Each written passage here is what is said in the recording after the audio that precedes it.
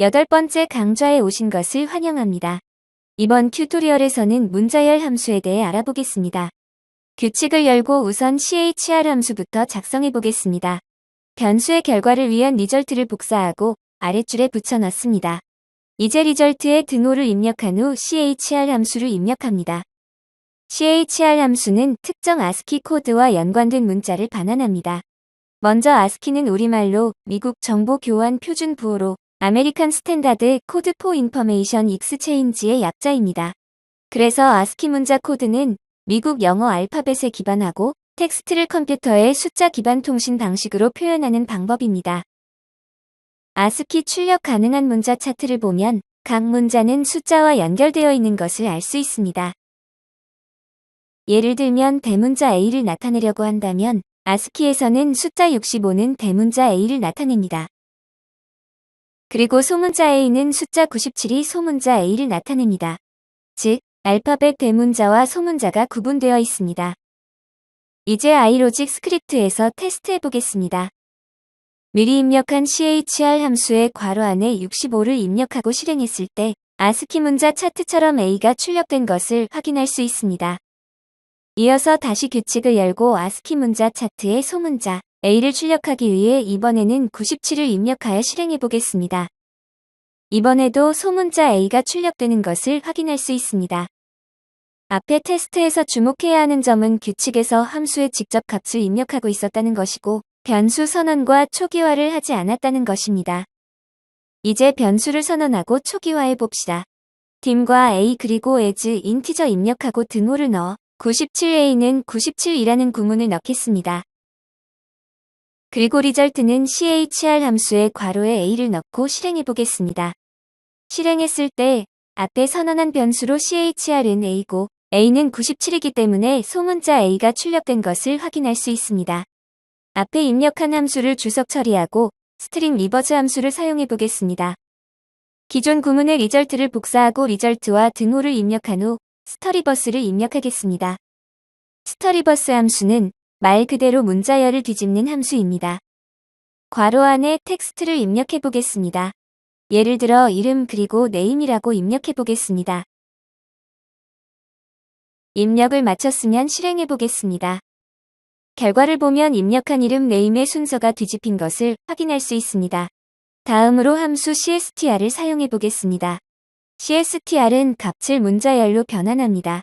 방금 사용한 함수를 주석 처리하고 리절트를 붙여넣기 합니다.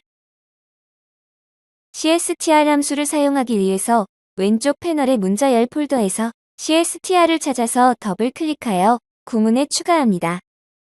테스트해보기 위해 6.87을 입력해보고 실행해보겠습니다. 규칙을 실행하면 시각적으로는 변화가 없어 보이지만 숫자 값이 문자열로 변환되었습니다. 이어서 len 함수를 사용해보겠습니다. len 함수는 문자열의 문자수를 계산합니다. 앞의 구문들을 사용할 때처럼 함수를 주석 처리하고 리절트를 붙여 넣기 한 후 len 함수를 추가합니다. 이제 len 함수에 사용할 내용은 길이 length로 입력하겠습니다. 그러면 띄어쓰기를 포함한 문자는 총 9글자로 실행하여 값이 동일한지 확인해 보겠습니다.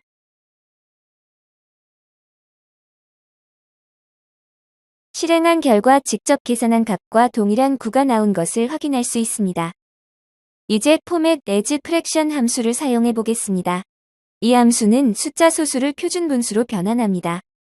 규칙에서 사용한 함수를 주석 처리하고 리절트를 붙여넣기 한 후 문자열 폴더에서 분수로 형식 지정을 추가해 줍니다. 이때 같이 추가된 프랙션 스트링은 삭제하겠습니다. 이제 새로 추가한 함수의 괄호 안의 값을 삭제하고 5.25를 입력하여 값을 실행해 보겠습니다. 값이 숫자 소수를 표준 분수 형태로 변환된 것을 확인할 수 있습니다.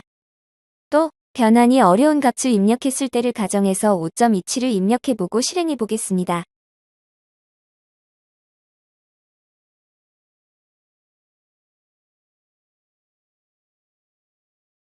(5.27처럼) 변환이 어려운 값을 입력하면 변환이 안되고 그대로 반환됩니다. 이 문제를 해결하기 위해 round to fraction 함수를 사용해 보겠습니다. 사용한 함수를 주석 처리하고 리절트 구문을 넣은 뒤 문자열 폴더에서 분수로 반올림을 추가하고 여기서도 프랙션 스트링은 삭제하겠습니다. 이제 추가된 구문의 괄호 안에 D0에 해당하는 부분에 5.27을 입력해 보겠습니다. 입력을 마치면 실행해서 값을 확인해 보겠습니다. 포맷 as 프랙션과 다르게 값이 가장 가까운 분수 형태로 나온 것을 확인할 수 있습니다. 분수로 반올림 함수를 한 번 더 확인해 보겠습니다. 사용한 함수를 주석 처리하고 분수로 반올림 구문을 다시 보면 반올림, 반내림을 적용하는 구문도 있는 것을 확인할 수 있습니다. 여기서 분수로 반올림을 사용해 보겠습니다. 똑같이 프랙션 스트링은 삭제하고 값도 5.27로 동일하게 입력하겠습니다. 이후 실행을 해보면 앞에 분수로 반올림과 다른 값이 나온 것을 확인할 수 있습니다. 이어서 값을 변경해 보겠습니다. 값을 16분의 1로 변경했을 때를 가정하고 실행해보면 값이 바뀌는 것을 확인할 수 있습니다. 마지막으로 read all 텍스트 함수를 사용해 보겠습니다. 사용한 함수를 주석 처리하고 리절트를 붙여넣기 한 뒤 옆에 패널의 문자열 문서에서 모든 텍스트 읽기를 더블 클릭해서 추가합니다. 그리고 추가된 구문에서 파일 컨텐츠를 삭제하겠습니다. 이 함수는 텍스트 파일의 내용을 읽어와 변수에 저장합니다. 작업 디렉토리에 있는 텍스트 파일, txt 파일을 사용해 보겠습니다. 이번에는 상대 경로를 사용해 보겠습니다. 사용할 txt 파일의 내용과 파일명을 확인하고 구문의 파일명을 입력해 보겠습니다. 파일명 작성을 마치면 실행해 보겠습니다. 실행했을 때 미리 작성해둔 txt 파일의 내용이 보여지는 것을 확인할 수 있습니다. 이번에는 절대 경로로 파일을 추가해 보겠습니다. 파일이 위치한 경로를 확인하여 복사하겠습니다. 복사를 했으면 복사한 경로를 앞에서 작성한 구문의 파일명 앞에 붙여넣기 하고 실행을 해보겠습니다. 앞에서 파일명을 입력했던 것과 동일하게 txt 파일을 읽어올 수 있습니다. 이번에는 다른 방법을 사용해 보겠습니다. 절대 경로를 지우고 disdoc 패스 구문을 사용해서 txt 파일을 읽어보겠습니다. 구문 양식에 맞춰 작성을 해주고 실행을 해보겠습니다. iLogic에서 규칙에 오류가 발생되며 파일을 찾을 수 없다고 표시가 되는 것을 볼 수 있습니다. 이것은 구문상의 오류로 앞에 백슬래시가 빠져서 이 오류가 발생된 것입니다.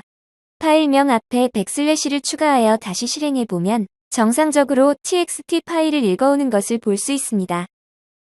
이것으로 문자열 함수 튜토리얼을 마치겠습니다. 감사합니다.